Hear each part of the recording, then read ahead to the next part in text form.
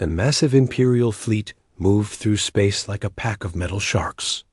Admiral Korthik stood on the bridge of his flagship, watching the stars through the large window.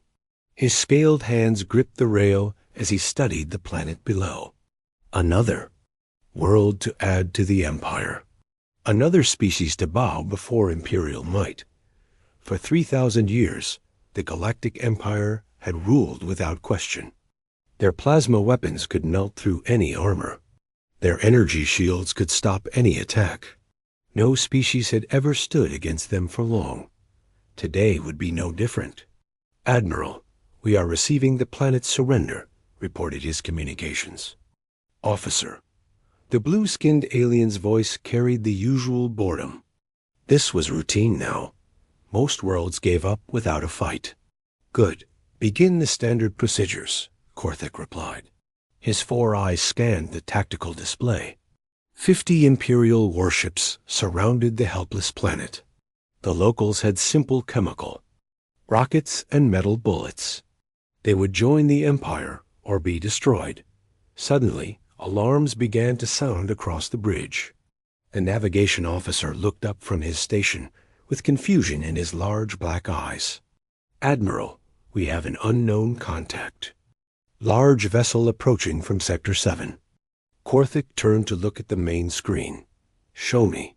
The image changed to show empty space. Then something impossible happened. Reality seemed to twist and bend.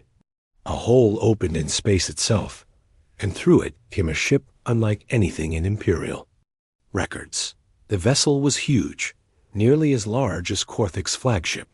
But where Imperial ships were smooth and elegant, this one looked brutal. It had sharp angles and thick armor plating. Strange energy readings came from its hull. Most shocking of all, it appeared to be made of metal and ceramic, not the energy-infused materials the Empire used. "What is that thing?" Korthik demanded. His tactical officer worked frantically at his controls. "Unknown, sir. The ship is not in any database. Its design is completely foreign.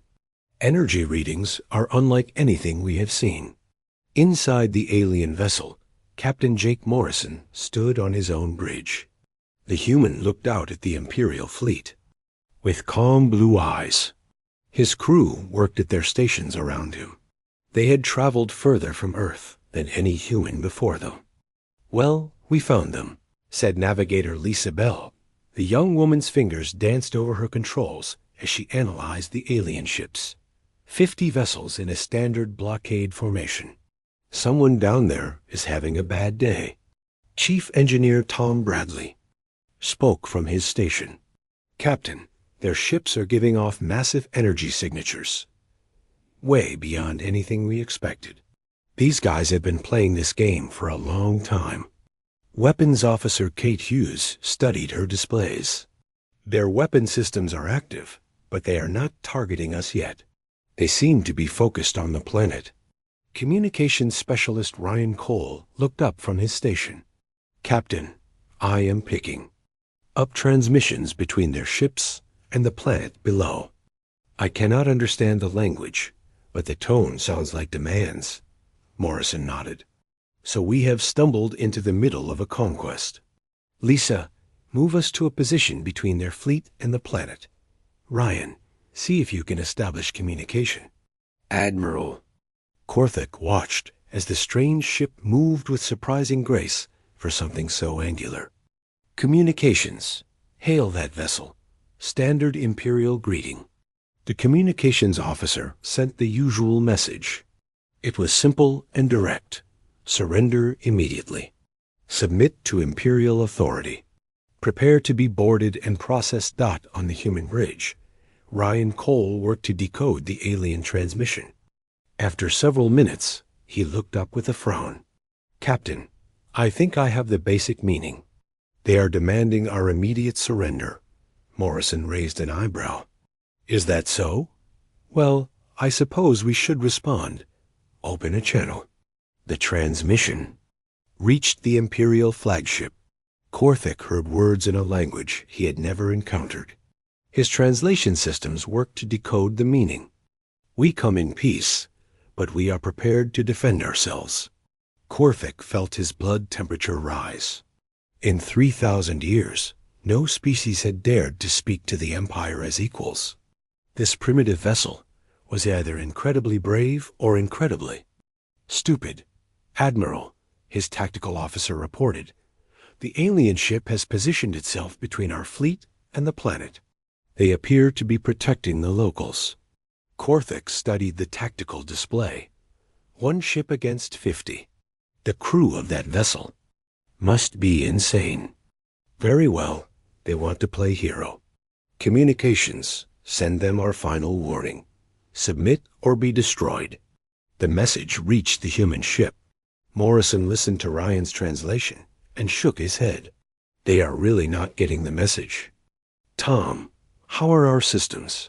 All green, Captain. Kinetic barriers at full power. Armor plating is rated for sustained bombardment. Railguns are charged and ready. Kate, target their lead ships, but do not fire unless fired upon. We are still hoping for a peaceful solution. Admiral Korthik received the human response. More words about peace and protection. He had heard enough. Tactical, select 3 destroyers. Have them disable that ship with suppression beams. Set them to minimum power. We want prisoners, not wreckage. 3 Imperial destroyers moved forward. Their sleek hulls gleamed as they approached the human vessel.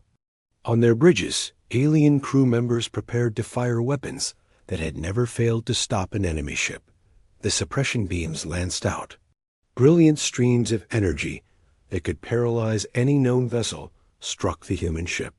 The beams hit the angular hull, and something unprecedented happened. The energy dissipated harmlessly across the surface. On the Imperial flagship, the tactical officer stared at his readings in disbelief. Admiral, the suppression beams had no effect. The target is undamaged. Korthik felt a chill run through his scaled body. That was impossible. Suppression beams worked on every known technology. Increase power, fire again. The second barrage was twice as strong. The energy beams struck the human ship and again scattered uselessly across its hull. Inside the Unzi Defiance, the crew barely felt the impact. Their energy weapons cannot penetrate our kinetic barriers, Tom Bradley reported. The magnetic fields are dispersing their attacks completely. Morrison watched as more Imperial ships moved to surround them. It seems they are committed to this course of action. Kate, are you ready? Railguns locked on target, Captain. Awaiting your orders. Ryan, send one more message. Tell them this is their last chance to withdraw. The final human warning reached Admiral Korthik as his fleet prepared for full assault. He dismissed it without translation. No primitive species could threaten the Imperial fleet. All ships open fire. Destroy that vessel. 50 Imperial warships unleashed their fury. Plasma cannons and disruptor beams filled space with deadly energy. The combined firepower could have melted a small moon. The brilliant light faded, and the human ship remained intact. Captain Morrison looked at his undamaged vessel and made a decision that would change galactic history forever. Kate, return fire. The first railgun shot from the human ship moved at a speed that shocked the Imperial fleet. A solid metal projectile, no bigger than a telephone pole, accelerated to nearly the speed of light by magnetic coils. It struck the lead Imperial destroyer.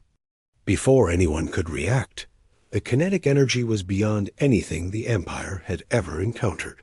The destroyer's energy shields, designed to stop plasma beams and energy weapons, offered no protection against solid matter moving so fast. The projectile punched through the shield, through the hull, and out the other side in a fraction of a second.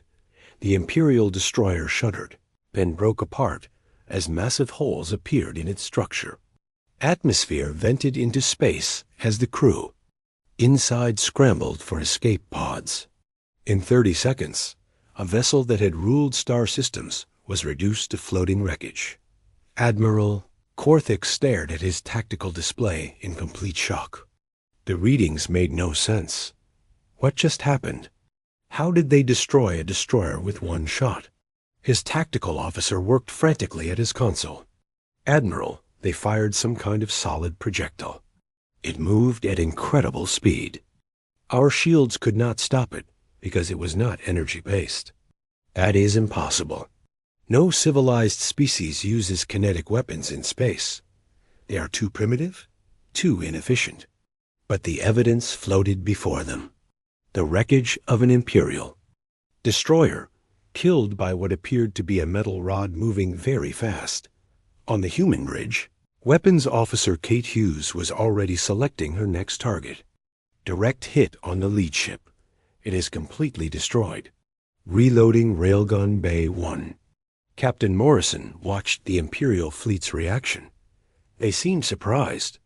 I guess they have never faced kinetic weapons before. Chief Engineer Tom Bradley monitored their systems. Captain, their return fire is having no effect on us. Our kinetic barriers and reactive armor are handling everything they throw at us. Navigator Lisa Bell tracked the enemy ships as they began to change formation. They are trying to surround us, Captain. Classic encirclement pattern. Admiral Korthik recovered from his shock and began issuing orders. All ships maintain maximum distance. Use long-range plasma cannons. Do not let that thing get close to you. The Imperial fleet spread out, trying to attack the human ship from multiple angles. Brilliant beams of superheated plasma crossed space, striking the Un's defiance from a dozen directions at once. The plasma beams, hot enough to melt steel, splashed harmlessly against the human ship's defenses.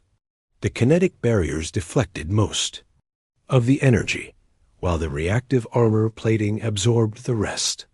Inside the ship, the crew barely felt the impacts. Their weapons are completely ineffective against us, Tom Bradley reported. It is like they are throwing flashlights at a tank. Kate Hughes lined up her next shot. Second target acquired. Firing. Railgun Bay 2. Another metal projectile screamed across space.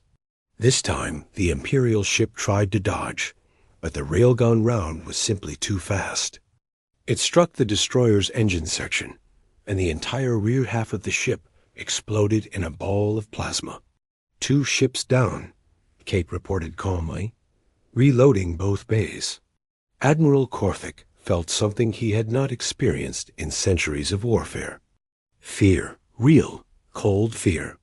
His ships were being destroyed by weapons he did not understand, while his own attacks did nothing. Sir, we are receiving panic calls from across the fleet, his communications officer reported. The captains are requesting permission to withdraw. Withdraw? Korthik's voice rose in anger. The Imperial fleet does not withdraw from primitives. A third railgun shot destroyed another destroyer, then a fourth. The human ship moved through. Space like a predator among sheep, picking off Imperial vessels one by one. Communications specialist Ryan Cole tried once more to contact the Imperial fleet. Captain, I am still getting demands for our surrender. They do not seem to understand what is happening. Morrison shook his head. They have probably never lost a space battle. This must be completely outside their experience. The Imperial fleet began to break formation as panic spread. Some ships moved closer, trying to use short-range weapons. Others pulled back, hoping distance would save them. The coordinated attack dissolved into chaos. Kate Hughes took advantage of the confusion. Multiple targets in range, firing all railgun bays in sequence. 4 metal projectiles launched within seconds of each other. Each one found its target. 4 more Imperial ships became expanding clouds of debris and vapor. Captain, Lisa Bell called out. The enemy fleet is starting to retreat. Several ships are moving away from us at high speed. Admiral Korthik watched his fleet fall apart around him. In 15 minutes of combat, he had lost 8 destroyers to a single enemy ship. His remaining vessels were either fleeing or preparing to flee. His tactical officer looked up with desperation in his eyes. "Admiral, our weapons cannot penetrate their defenses, but their weapons destroy our ships with single hits. We cannot win this battle." Korthik felt the weight of 3,000 years of Imperial dominance crashing down around him. Never, in all the history of the Empire, had they faced an enemy they could not defeat. The very concept was impossible to accept. "Sir, his communications?" Officer interrupted. "The alien ship is sending another transmission." The human voice came through the translation system clearly. "Imperial fleet, this is Captain Morrison of the UNS Defiance. We do not wish to destroy more of your ships. Withdraw from this system, and no more of your people need to die." Korthik stared at the main screen, where the angular human ship sat undamaged among the wreckage of his destroyers. Behind it, the planet they had come to conquer remained free. "Admiral," his tactical officer said quietly, "we have lost 18% of our ships. The remainder are requesting orders." For the first time in his military career, Admiral Korthik gave an order he had never thought possible. "All ships withdraw to the edge of the system. Maintain defensive positions only." The surviving Imperial vessels pulled back, their sleek hulls reflecting the light of the system's star. On their bridges, alien crew members tried to understand what had just happened. Captain Morrison watched the Imperial retreat with mixed feelings. Well, that could have gone better, but at least they are backing off. "Captain," Ryan Cole said, "I am receiving multiple transmissions from the planet below. They sound like celebration." Morrison nodded. "I suppose we just saved them from conquest. The question now is, what do we do next? We have just made enemies of what appears to be a galactic empire." Tom Bradley checked his system's display. "Captain, we used only 12% of our ammunition. All systems are green. We could keep fighting if they come back." "Let us hope they do not," Morrison replied. "Kate, maintain targeting locks on their ships, but do not fire unless they attack first. Lisa, plot a course back to Earth. Command needs to know what we have found out here." Admiral Korthik stood on his bridge, staring at the human ship that had shattered everything he thought he knew about warfare. Somewhere in the depths of space, the Empire was about to learn that they were no longer alone at the top of the galactic food chain. The news traveled across the galaxy faster than Admiral Korthik could have imagined. On 1,000 worlds, alien species who had lived under Imperial rule for generations suddenly heard something impossible. The Empire had been defeated. A single unknown ship had destroyed 8 Imperial destroyers and forced an entire fleet to retreat. On the Imperial capital world of Zentara Prime, Emperor Valdris stood in his throne room as the report reached him. The ancient ruler had lived for over 2,000 years and had never heard of an Imperial defeat. His red eyes glowed with anger as he read the details. "Bring me Admiral Korthik immediately," he commanded his guards. "And summon General Thane Korath. We have a crisis to handle." The Emperor's council chamber filled with the Empire's greatest military minds. Maps of the galaxy covered the walls, showing 3,000 years of Imperial expansion. Red dots marked every conquered world. Never before had any of those dots been threatened by an outside force dot when Admiral Korthik arrived. Still wearing his battle-damaged uniform, the Emperor's fury was clear. "Explain to me how a single primitive vessel destroyed 8 of our ships." Korthik stood at attention, his scaled face showing his shame. "Your Majesty, their technology is unlike anything we have encountered. They use solid projectiles moving at incredible speeds. Our energy shields cannot stop them." "Solid projectiles?" General Korath stepped forward. The Empire's most experienced commander was a tall, thin alien with 4 arms and pale gray skin. "That is ancient technology. No civilized species has used kinetic weapons for thousands of years. Ancient or not, it worked, Korthik replied. Our plasma weapons had no effect on their ship. Their defenses absorbed everything we threw at them. Emperor Valdris studied the battle recordings on a large screen. The human ship moved with precision and purpose, destroying Imperial vessels. With single shots. What do we know about these humans? Very little, Your Majesty. They appeared from an unknown form of faster-than-light travel. Their ship design suggests they come from outside our galaxy, or from a region we have never explored. Meanwhile, in the Sol system, Captain Morrison's message had reached Earth through quantum communications. Admiral Helen Stone stood in the command center of the United Nations Space Force, reading the report with growing concern. A galactic empire, she said to her staff. Thousands of worlds under their control. And we just destroyed 8 of their ships. President Andrew Miller joined the meeting via secure video link from Washington. Admiral, what are our options? Can we defend Earth if they come for us? Admiral Stone looked at the tactical displays showing Earth's defenses. Mr. President, we have 12 ships like the UNS Defiance under construction. Our kinetic weapons appear to be effective against their technology, but they have thousands of ships across the galaxy. Then we need to be smart about this. The President replied, What does Captain Morrison recommend?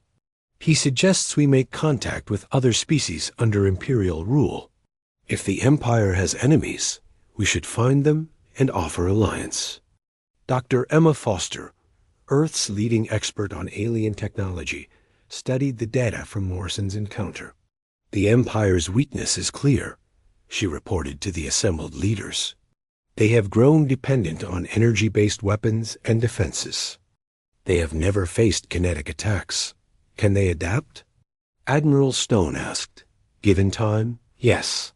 But adapting their entire fleet will take years. Right now, we have a significant advantage. Back in Imperial space, General Korth was making his own plans. Unlike Admiral Korthik, he did not dismiss the human threat. He studied every detail of the battle, looking for patterns and weaknesses. They used projectile weapons exclusively. He told his staff, no energy signatures from weapon systems. Their ship appears to be built like a fortress, designed to absorb damage rather than avoid it. His tactical officer, a young alien with blue skin and large eyes, raised a concern. General, how do we fight enemies our weapons cannot harm? We adapt, Korth replied simply. The Empire has ruled for 3,000 years because we learn from our enemies. These humans have shown us something new. We will learn from it.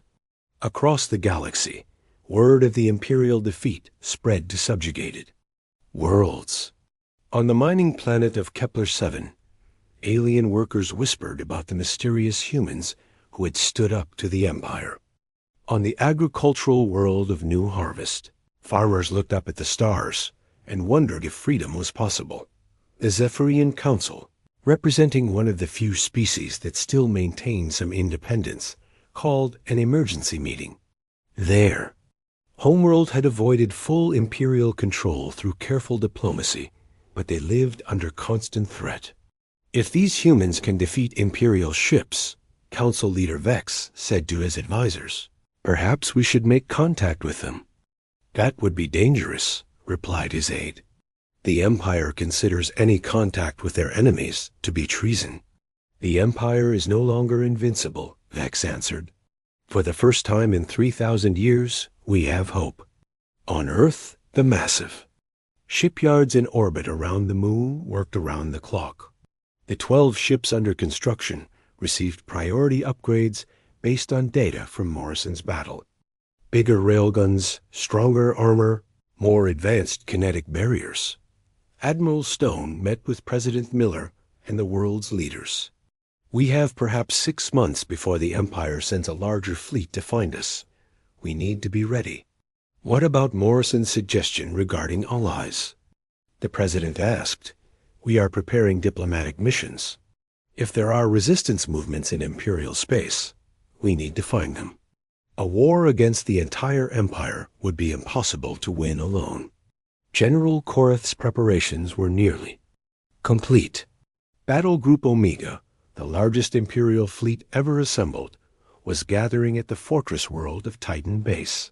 500 ships, including the Empire's newest and most powerful vessels. "We will find these humans and destroy them," Korath told Emperor Valdris during their final briefing. "They may have surprised Admiral Korthik, but they will not surprise me." The Emperor nodded his approval. "See that you do not fail, General. The Empire's reputation depends on it." Captain Morrison and the crew of the UNS Defiance remained in the system they had defended, making contact with the grateful population below. The aliens were humanoid but smaller, with green skin and large eyes. They called themselves the Kelvins. "Your ship saved our world," the Kelvin leader told Morrison through translation devices. "The Empire would have enslaved us all." "We couldn't stand by and watch," Morrison replied. "But you should know they will probably be back with more ships. Then we will fight beside you," the Kelvin said firmly. "Freedom is worth any price." As Morrison looked out at the stars, he knew the real war was just beginning. Humanity had announced its presence to the galaxy in the most dramatic way possible. Now they would have to prove they could survive what came next. In the depths of space, two massive fleets prepared for a confrontation that would determine the future of the galaxy. The age of unchallenged Imperial rule was ending, and the age of humanity was about to begin. 6 months after the first battle, 12 human warships dropped out of hyperspace at the edge of the Proxima Nebula. The massive cloud of gas and dust stretched across several light years, creating a perfect hiding place for what Admiral Morrison now called Operation Starfall. The human fleet had grown since that first encounter.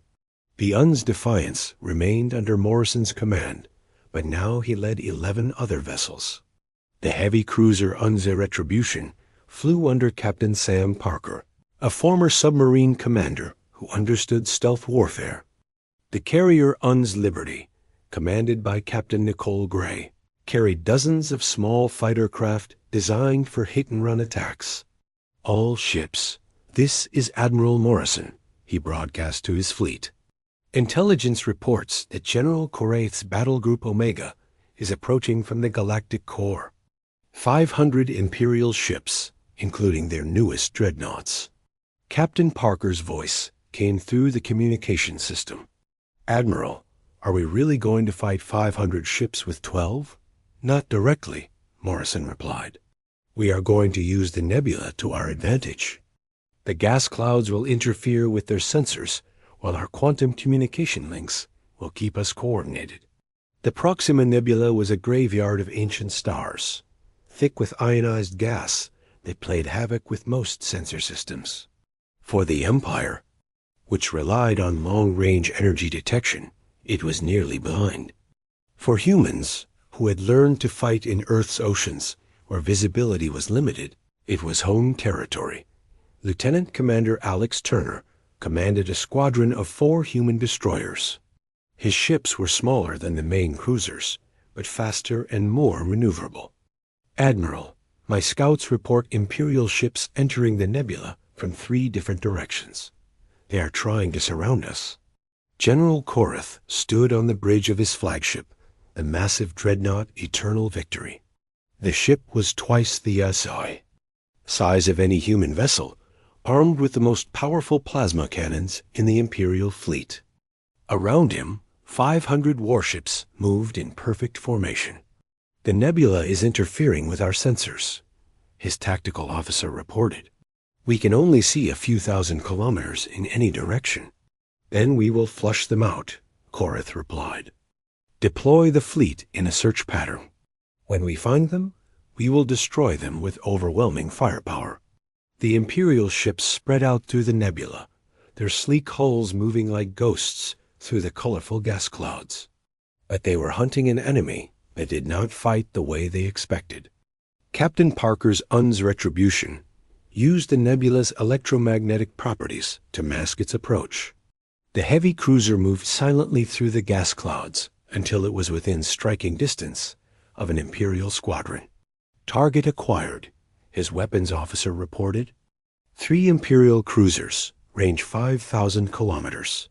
Fire all railgun batteries, Parker ordered. The kinetic projectiles crossed the distance in seconds.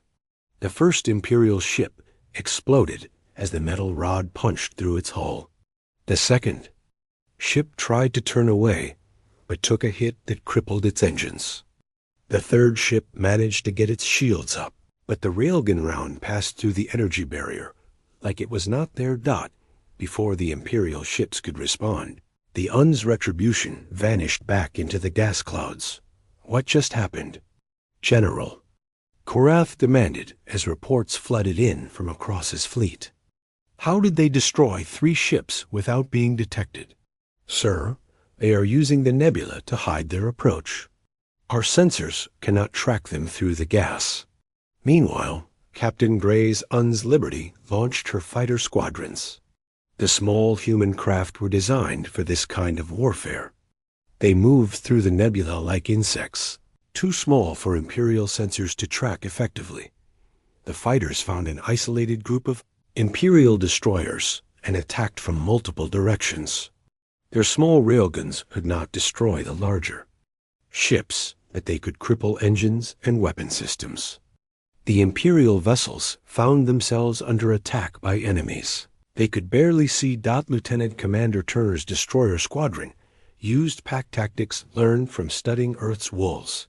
His 4 ships coordinated their attacks through quantum communication, hitting Imperial vessels from different angles simultaneously. This is Turner to all units, he broadcast. Target the Imperial battleship at coordinates 77 Alpha. All ships fire on my mark. 4 railgun rounds struck the Imperial battleship within milliseconds of each other. The massive ship, designed to withstand energy weapons, could not handle the concentrated kinetic impact. Its hull cracked open like an egg, venting atmosphere and crew into space. General Korath watched his tactical display as red icons began disappearing across his fleet. In 2 hours of fighting, he had lost 30 ships and had not even seen most of his attackers. Sir, his communications officer called out, we are receiving a transmission from the human fleet. Admiral Morrison's voice came through clearly. General Korath, this is Admiral Morrison of the United Nations Space Force. Your ships are outmatched in this environment. I offer you the chance to withdraw with your remaining forces. Korath felt his blood boil. Reply to the human. Tell him the Empire does not negotiate with primitives. Very well, Morrison's voice replied. Then we will continue. The battle intensified as human ships struck from the nebula's depths. The UN's Defiance emerged from a gas cloud directly behind Korath's flagship, its railguns charged and ready. Admiral, Morrison's tactical officer called out, the Imperial dreadnought is directly ahead. All weapons are locked on target. Morrison studied the massive enemy ship. It was beautiful in its own way, a work of art as much as a weapon of war. But it represented 3,000 years of oppression and conquest. Fire all batteries, he ordered. 6 railgun rounds struck the eternal victory across its length. The dreadnought's shields flared and died as kinetic energy overwhelmed its defensive systems. Massive holes appeared in the hull as the projectiles punched through deck after deck. General Korath felt his ship dying around him. Emergency lights flashed as atmosphere rushed out through the breaches. His crew worked frantically to contain the damage, but it was hopeless. Sir, his aide called out, the ship is breaking apart. We need to evacuate. Korath looked at the tactical display one last time. Over 100 Imperial ships were gone, destroyed by an enemy that fought like no opponent in Imperial history. His mighty fleet was defeated by 12 human vessels, using tactics the Empire had never encountered. Signal the fleet, he said quietly. "General withdrawal. All ships retreat to Imperial space." The surviving Imperial vessels limped away from Benebula, leaving behind the wreckage of their comrades. For the second time in Imperial history, their fleet had been defeated by human forces. Admiral Morrison watched the retreat from his bridge. "All ships, report status." The replies came in quickly. Every human vessel was intact. They had suffered minor damage, but no losses. "Admiral," Captain Gray reported, "my fighters are tracking the Imperial retreat. They are heading back toward their core worlds." Morrison nodded. "Let them go. We have sent our message." The Battle of Proxima Nebula was over. The Imperial fleet that had ruled the galaxy for 3 millennia had been shattered by human ingenuity and determination. Across the galaxy, subjugated species would soon learn that the Empire could be beaten. The age of Imperial dominance was ending. The news of General Korath's defeat at Proxima Nebula spread across the galaxy like wildfire. On worlds that had been under Imperial rule for thousands of years, alien populations rose up in rebellion. The Empire that had seemed invincible was suddenly fighting wars on dozens of fronts at once. Emperor Valdris stood in his throne room on Zentara Prime, watching reports pour in from across his crumbling empire. The ancient ruler's red eyes dimmed with each new message. 3 systems had declared independence in the past week alone. Imperial garrisons were being overwhelmed by local populations who no longer feared Imperial retribution. "Your Majesty," his chief advisor said carefully, "perhaps it is time to consider negotiations with the humans." The Emperor's silence stretched for long minutes. In 3,000 years, no one had ever suggested the Empire negotiate as equals with another species. The very concept was foreign to everything they believed. "Arrange a meeting," Valdris finally said, "but not here. Choose a neutral location." The meeting took place on Harmony Station, a trading post in unclaimed space between human and Imperial territory. Ambassador Claire Roberts arrived with a small diplomatic team, while Emperor Valdris sent his most senior negotiators. But the real power in the room belonged to Admiral Morrison, who represented humanity's military might. The Imperial delegation was led by Chancellor Vex, a tall alien with silver skin and multiple arms. He had spent his entire career managing the Empire's conquered territories. Now he faced the impossible task of negotiating from a position of weakness. "The Empire is willing to discuss terms," Chancellor Vex began, his voice carrying centuries of authority. "We propose a division of the galaxy. The Empire will maintain control of our core systems, while your species may rule your own territory." "Ambassador," Roberts shook her head, "that is not acceptable. You still speak as if you have the right to rule other species. We are here to discuss the independence of all peoples currently under Imperial control." "Impossible," Vex replied. "The Empire has maintained order in the galaxy for 3 millennia. Without Imperial authority, there would be chaos." Admiral Morrison leaned forward. "Chancellor, your Empire has lost 2 major fleet engagements to a species you had never heard of 6 months ago. How exactly are you maintaining order?" The talks continued for days. The Imperial delegation struggled to understand human concepts of voluntary cooperation and mutual defense treaties. To them, the galaxy was naturally hierarchical. Strong species ruled weak ones. That was the natural order. Dr. Emma Foster, now serving as humanity's chief technology advisor, presented her latest research. "We have been studying captured Imperial technology. Your energy-based systems are elegant and efficient, but they have fundamental weaknesses that can be exploited." She activated a holographic display showing hybrid weapon designs. "However, if we combine Imperial energy technology with human kinetic systems, we can create weapons superior to either alone." Chancellor Vex studied the designs with growing interest. You would share technology with us, even after our conflicts? That is what equals do, Ambassador Roberts replied. They cooperate for mutual benefit. Meanwhile, across the galaxy, the rebellion against Imperial rule continued to spread. On the industrial world of Forge Prime, alien workers had seized control of the massive factories that produced Imperial warships.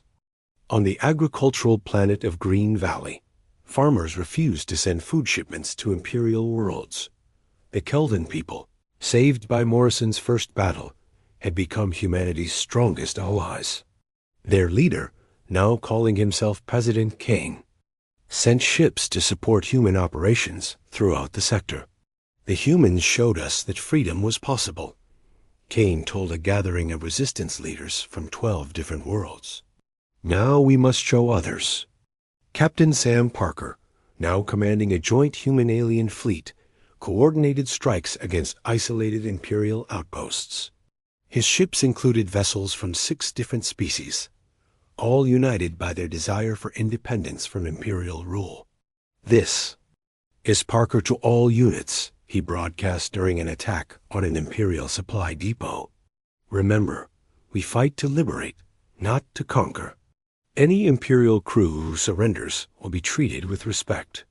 The psychological impact on Imperial forces was devastating. For 3,000 years, they had been the conquerors. Now they were learning what it felt like to be the ones fighting for survival.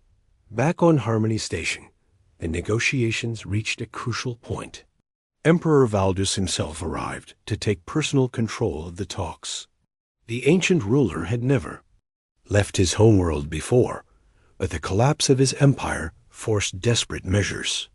I offer you a proposal, Valdus said to Admiral Morrison. A new kind of galactic government. Not empire, but cooperation between equals. Morrison studied the alien emperor carefully. What exactly are you suggesting? A galactic council. Each species would have equal representation. Decisions would be made by consensus, not by force. Ambassador Roberts raised an eyebrow. And what about the species currently under Imperial rule? Do they get to choose their own future? Yes, Valdus said quietly. Any world that wishes independence may have it. But I hope some will choose to remain with us voluntarily. The final treaty, known as the Terran Accords, was signed 3 months later. The Galactic Empire officially dissolved, replaced by the Galactic Cooperative Council. Each member species maintained its own government and military, but they worked together on trade, exploration, and mutual defense. Dr. Foster's technology exchange program became the foundation for a new age of scientific advancement. Human kinetic weapons combined with Imperial energy systems produced defensive technologies that protected peaceful worlds from any future aggressors. Admiral Morrison, now serving as Earth's representative to the Galactic Council, stood on the observation deck of the new Council station. Through the large windows, he could see ships from dozens of different species docked at the massive facility. Hard to believe it all started with one ship emerging from nowhere, said Captain Nicole Gray, who now commanded the Council's joint exploration fleet. Morrison nodded. The Empire thought they were the end of galactic evolution. They never imagined someone might do things differently. A young human officer approached with a datapad. Admiral, we have received applications from 17 new species requesting membership in the Council. The exploration fleets have made contact with civilizations beyond the old Imperial borders. Morrison smiled. Schedule meetings with all of them. But remember, we invite, we do not conquer. Years later, on a space station jointly built by humans and former Imperial species, children from a dozen different worlds played together in the Central Park. The artificial gravity allowed beings adapted to different environments to share the same space. Ambassador Roberts, now serving as the Council's first Secretary General, watched the children with satisfaction. Among them were humans, Kelvins, reformed Imperials, and species that had only recently joined the galactic community. "This is what we fought for," she said to her aide, a young Kelvin diplomat. "Not victory over the Empire, but the chance for everyone to choose their own path." The aide nodded. "My grandfather was a slave in the Imperial mines. Now his grandson serves in the galactic government. That would have been impossible under the old system." The galaxy that had once known only Imperial rule now buzzed with trade, exploration, and voluntary cooperation. The human warship that had emerged from nowhere had done more than defeat an empire. It had introduced revolutionary ideas about freedom, cooperation, and the possibility that strength could be used to protect rather than dominate. Emperor Valdris, now simply called Citizen Valdris, lived quietly on a garden world, tending to plants and writing his memoirs. Sometimes young beings from various species came to ask him about the old days. Was the Empire really so terrible? A human child asked him once. The former emperor considered the question carefully. "We thought we were bringing order to chaos, but we never asked if the chaos preferred to remain free." In the depths of space, exploration ships from the Galactic Council continued to seek out new civilizations. But now they came with offers of friendship and trade, not demands for surrender. Age of Empire was over. The age of cooperation had begun. Elena Vasquez stood in the grand chamber of the Galactic Council and tried not to show her anger. Around her, beings from 100 different worlds sat in floating seats that adjusted to their various forms. Some were tall and crystalline, others were clouds of glowing gas, and a few were so large they could barely fit through the chamber doors. All of them were more powerful than humanity. All of them knew it. "The human petition is denied," announced the council speaker, a Vexthari whose body looked like animated glass. Again. Elena took a deep breath. "Honorable Council, we are only asking for 12 additional systems. We have the population. We have the resources. We have followed every rule." A booming laugh filled the chamber. War Master Kreltok of the Kroth Empire rose from his seat. He was twice Elena's height, covered in thick armor plates that were part of his natural body. His species had controlled a third of the galaxy for 10,000 years. "You have been part of this council for 200 years, human," Kreltok said, his voice dripping with contempt. "In that time, what have you accomplished? Your species controls 47 systems. 47. My empire controls 8,000. The Luminarchs control 12,000. Your children playing at the adults' table." Other council members murmured in agreement. Elena felt her face grow hot, but she kept her voice calm. "With respect, War Master, we have followed the same growth patterns as other species." "Other species had something you lack," a Luminarch said, its gaseous form pulsing with light. "Power, real power. Your largest warships are mining vessels compared to our dreadnoughts. Your weapons are toys. Your shields are paper. You exist because we allow it." Elena wanted to scream. She wanted to tell them the truth. But she couldn't. "Not yet." "Then we request more time to present our case," she said. "Denied," the speaker said. "This session is closed." Elena left the chamber with her head high, but inside she was shaking. 200 years of humiliation. 200 years of being treated like children. 200 years of watching other species take what should have been humanity's. She walked through the crystal corridors of Council Station, past aliens who barely noticed her. Her communicator buzzed. She checked it and saw a single coded message. "They laughed again." Elena typed back, "Yes, how much longer?" The response came immediately. "Soon, very soon." 50 light-years away in the dark space beyond Earth's Oort cloud, something massive floated in absolute silence. To any passing ship, it looked like a large asteroid, perhaps a captured dwarf planet that had wandered into the solar system millions of years ago. Automated systems kept it cold and dark. Nothing about it suggested it was anything but a dead rock drifting through space. Deep inside that rock, Admiral Chen Zhao walked through a corridor that stretched for miles. The walls were lined with screens showing system status, crew quarters, weapon batteries, and 1,000 other things that no asteroid should have. His footsteps echoed in the vast space. "Status report," he said to the officer walking beside him.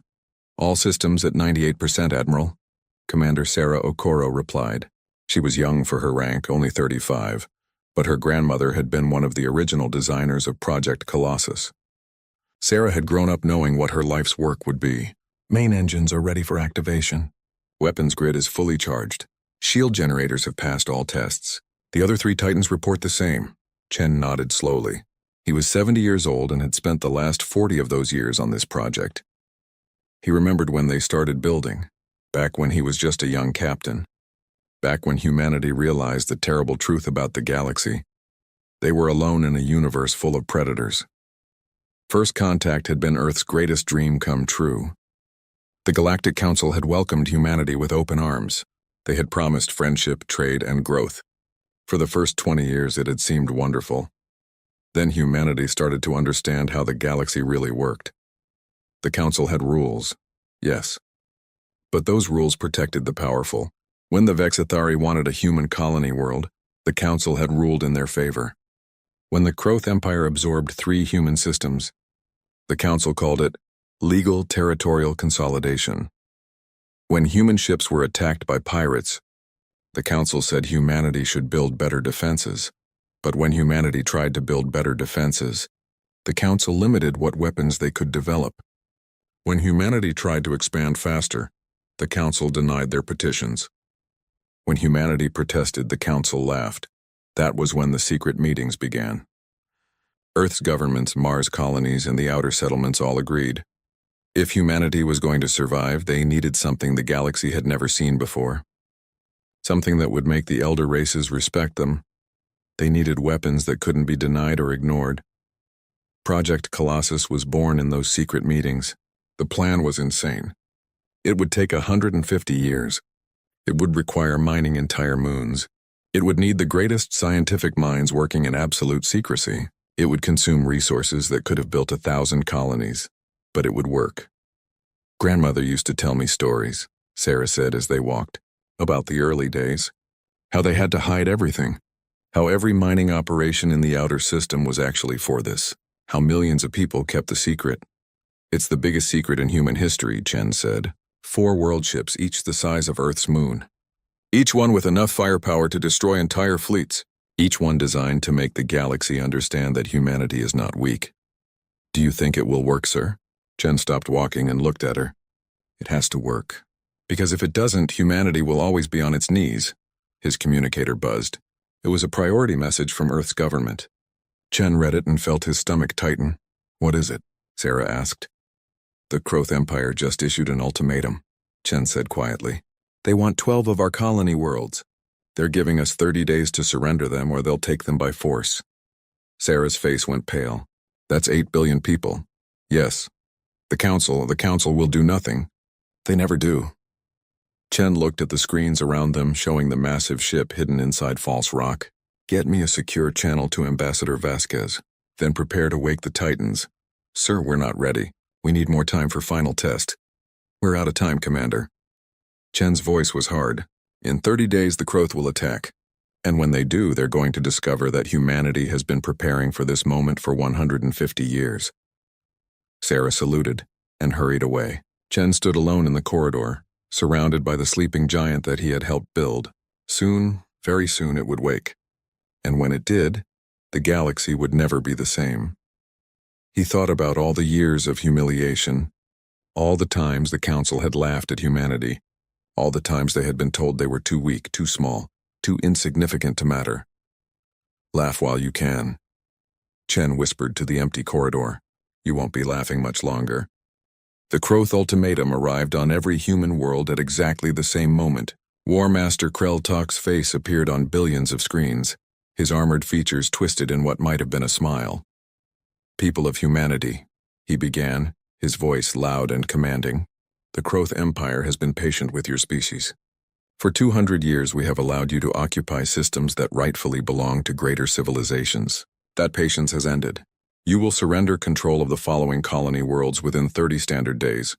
New Haven, Prosperity, Eden's Gate, and 9 others.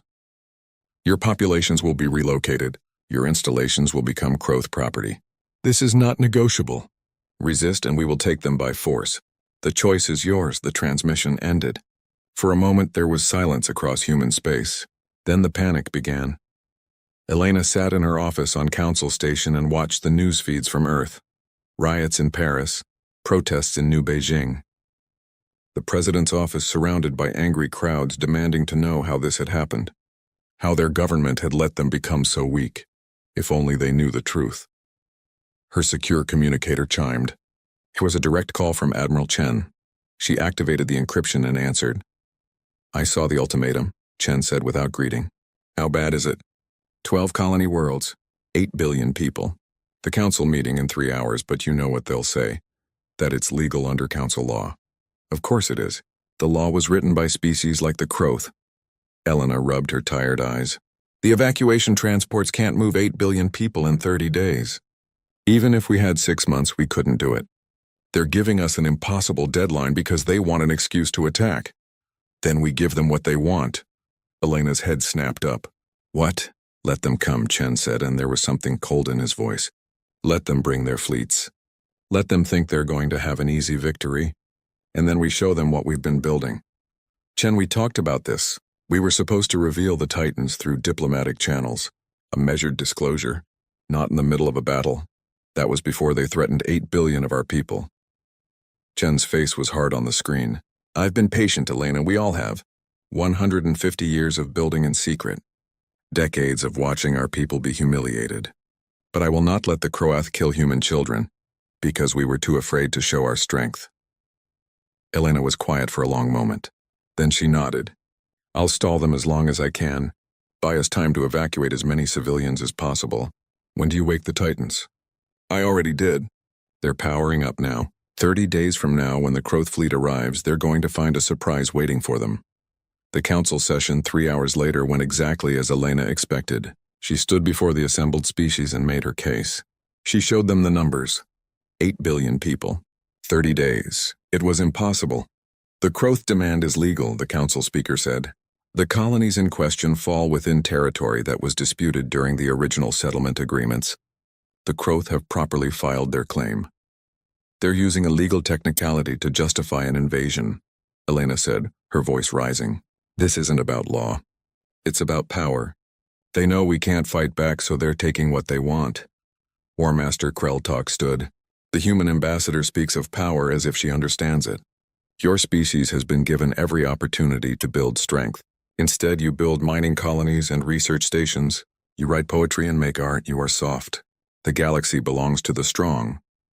Then perhaps, Elena said quietly, you don't know us as well as you think. Krelltalk laughed. I know your fleet.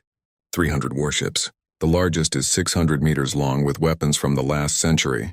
Your shields can't stop our smallest missiles. You have nothing that frightens the Kroth Empire. Elena met his eyes and didn't look away. I guess we'll find out in 30 days. Something in her voice made Krelltalk pause. But then he laughed again and sat down. Yes, we will. The vote was quick. The council ruled in favor of the Kroth Empire. Humanity had 30 days to comply or face military action. Elena left the chamber knowing that war was now inevitable. On the colony world of New Haven, transports worked day and night to evacuate civilians. Governor Marcus Chen, no relation to the admiral, watched the loading docks and did the math in his head. They had 47 transport ships. Each could carry 10,000 people. Even working perfectly, they could only move 14 million people before the deadline. New Haven had a population of 600 million. Governor, we have another problem, his aide said. People are panicking. They're fighting to get on the transports. Security can't control the crowds anymore. Marcus closed his eyes. This was how it ended, not with dignity but with chaos and terror. He thought about calling his brother, who worked in the Oort cloud on some classified project. But classified meant classified even for family. Tell security to prioritize children, Marcus said. Get as many kids off this world as possible. If the adults have to stay, at least save the children. In deep space, Sarah Okoro stood in the command center of Titan 01, designation Terra's Wrath, and watched systems come online for the first time in 50 years. The artificial gravity activated. The atmosphere processors hummed to life. Lights flickered on in corridors that stretched for hundreds of miles. Around her, the crew of 2 million people moved to their stations. They had trained for this moment their entire lives. Most had been born on the Titans, children of the original builders. They had lived their whole lives in secret, preparing for a day that might never come. That day had arrived. "Main engines at 40% power," reported the engineering officer. "All 4 Titans are responding. Weapon systems charging. Shield generators at standby." Admiral Chen walked onto the command deck. He looked around at the massive room, larger than any building on Earth, filled with stations and screens and people working with focused intensity. "Status of Kroth fleet?" he asked. "Their scout ships have entered our border space," Sarah said. "They're scanning our defenses. Current estimates say the main attack fleet will arrive in 28 days. What are they seeing?" "Exactly what we want them to see. Orbital defense platforms, some frigates, a few destroyers, all of our visible military assets." Sarah pulled up a tactical display. "They have no idea the Titans exist. Let's keep it that way." Chen studied the display showing human space. 12 colony worlds marked in red, billions of lives hanging in the balance. "How long until all 4 Titans can move?" "Titan 01 and Titan 02 will be mobile in 10 days. Titan 03 and Titan 04 need 15. Full combat capability in 20 days, Chen nodded slowly.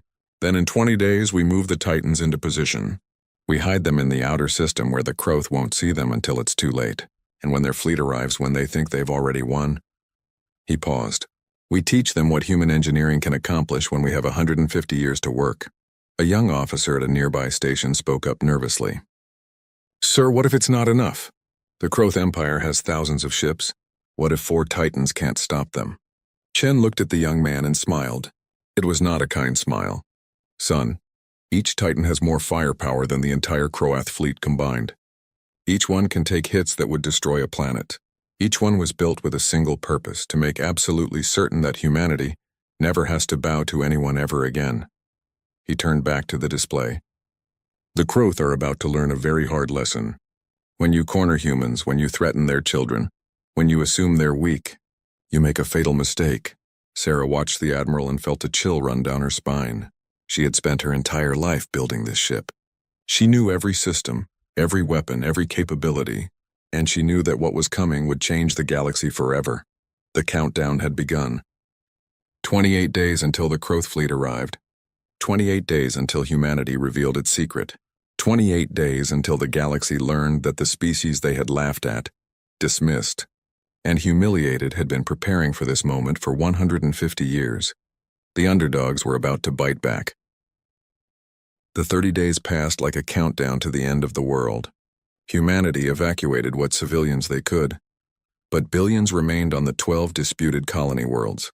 People watched the skies and waited for the Kroth armada that everyone knew was coming. The galaxy watched too.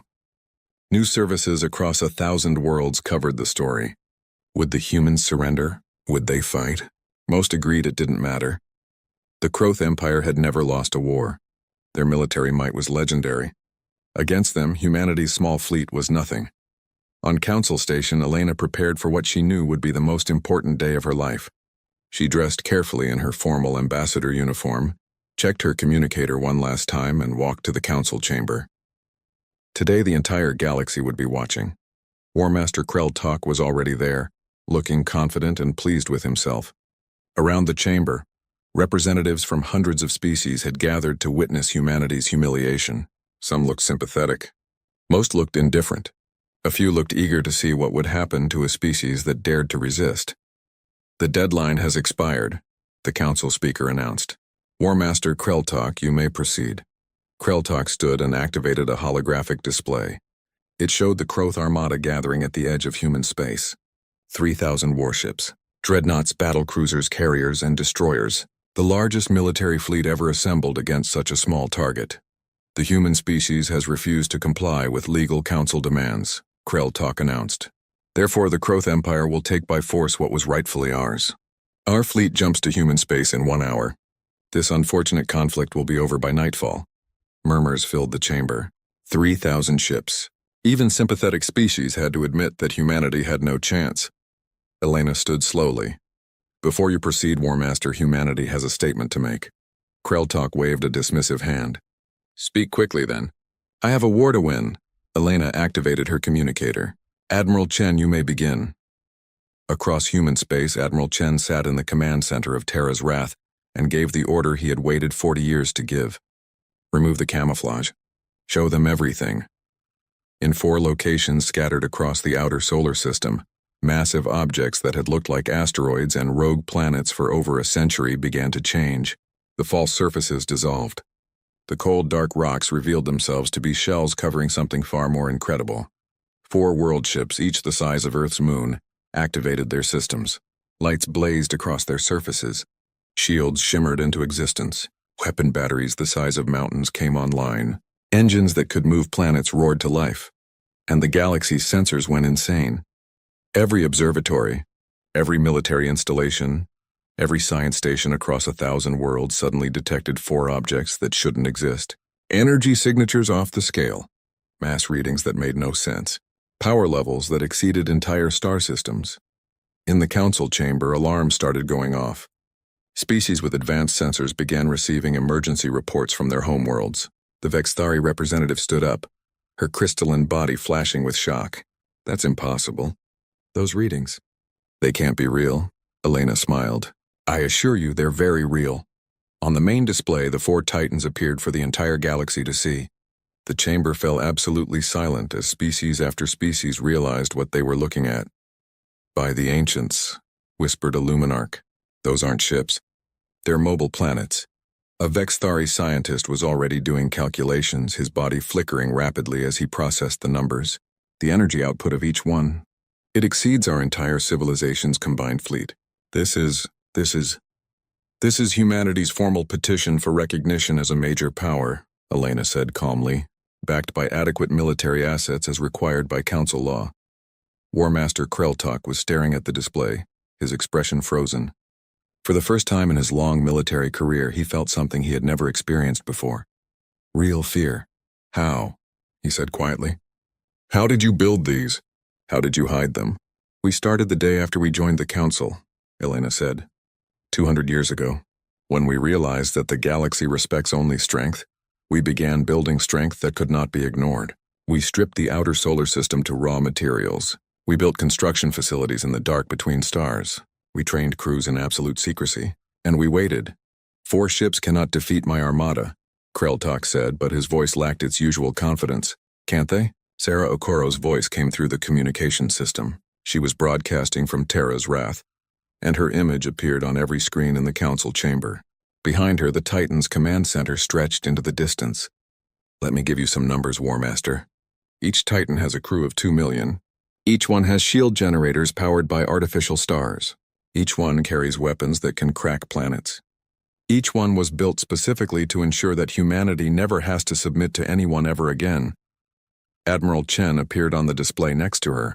War Master Kreltok, you have 1 hour to turn your fleet around. If you enter human space, if you threaten our colonies, if you attack our people, we will demonstrate exactly what these Titans can do. I strongly advise you to reconsider your plans. The chamber erupted into chaos. Species were shouting, demanding answers, calling their homeworlds. The council speaker was trying to restore order and failing completely. Elena stood calm in the center of the storm and waited. She could see the calculations happening behind Kreltok's eyes. He was a warrior, yes, but he was also a military strategist who had won 1,000 battles by knowing when to fight and when to retreat. This is trickery, Kreltok said finally. Holographic projections, sensor manipulation. Humans are known for clever deceptions. Then test us, Elena said. Bring your 3,000 ships. Attack our colonies, and discover whether we're bluffing. But War Master, she leaned forward, if you're wrong, your fleet will be destroyed. Every ship, every soldier. And the Kroth Empire will have to explain to its people how it lost its entire armada to a species you called weak. The silence that followed was deafening. Every eye in the chamber was on Kreltok, the proud War Master who had never lost, who had conquered hundreds of worlds, who had laughed at humanity's weakness. His communicator chimed. He checked it and his face went rigid. It was a report from his own fleet's sensors. They had confirmed the readings. The Titans were real. The power signatures were accurate. And if even one of those world ships engaged his armada, a tactical delay, Kreltok said finally, to allow for diplomatic negotiations. You mean a retreat, Elena said. A tactical delay, Kreltalk repeated firmly. But everyone in the chamber knew the truth. The Kroth Empire was backing down. Across human space, people watched the broadcast and couldn't believe what they were seeing. The great Kroth fleet that had come to conquer them was turning around. The War Master who had promised victory by nightfall was requesting negotiations, and 4 massive world ships hung in space, silent and powerful, changing everything humanity had ever known about its place in the galaxy. On New Haven, Governor Marcus Chen stood in the evacuation center and watched the news with 8 billion other people. The transport ships had stopped loading. They weren't needed anymore. The Kroth weren't coming, did you know? His aide asked. About the Titans? Marcus shook his head slowly. No one knew. That's what made it possible. He watched the images of Terra's wrath on the screen, its surface covered with weapons and shields, larger than any moon. My brother works in the Oort cloud. I always wondered what he was doing out there. I guess now I know. In the council chamber, Elena submitted humanity's formal petition for major power status. She included detailed technical specifications of the Titans, deployment capabilities, and current military strength. She also included a list of demands: expanded territory, full voting rights, and an end to discriminatory policies against human interests. The council speaker looked at the document and then at Elena. This will require a full vote. Weeks of debate. Verification of claims. Take your time, Elena said. The Titans aren't going anywhere. Neither are we. As she left the chamber, she allowed herself a small smile. 200 years of humiliation. 200 years of being told humanity was too weak to matter. 200 years of building in secret, hoping that this day would come. The underdogs had just revealed their teeth, and the galaxy would never see humanity the same way again. Admiral Chen watched the Kroth fleet jump away from human space and felt a weight lift from his shoulders. 40 years of work. 40 years of keeping the biggest secret in human history. It was worth it, sir, Sarah said beside him. The galaxy's communication networks are going crazy. Everyone wants to know how we did it. How we kept it secret. How we built them. Chen smiled. Let them wonder. Let them guess. And let them remember that humanity is not what they thought we were. He looked at the tactical display showing all 4 Titans in formation, guarding human space. Terra's wrath, Hope's defiance, Unity's promise, Freedom's stand. Each one a testament to human determination and patience. The galaxy wanted us to be strong, Chen said quietly. Now they get to live with the consequences. War Master Kreltalk made his decision 3 days after the Titans were revealed. Pride won over wisdom. The Kroth Empire had never retreated from a weaker species, and he would not be the first War Master to do so. If the humans wanted to fight, he would give them a fight they would never forget.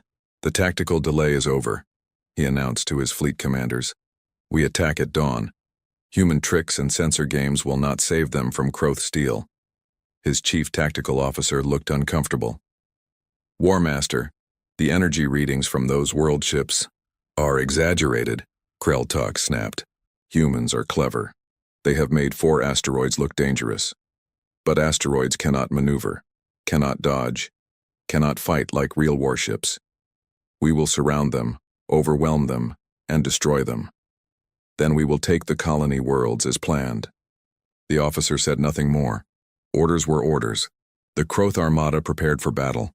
Admiral Chen received the warning 6 hours before the Kroth fleet jumped. His intelligence network had intercepted their communications. He stood in the command center of Terra's wrath and felt a strange mix of sadness and anger. They're really coming, Sarah said beside him. After seeing what we built, after we offered them a way out. Pride is a dangerous thing, Chen said. The Kroth have conquered for 10,000 years. They can't accept that a young species could threaten them. So they'll attack and we'll have to show them the truth. He activated the fleet-wide communication system. All Titans, this is Admiral Chen. The Kroth Empire has chosen war. We will engage them at Proxima Threshold.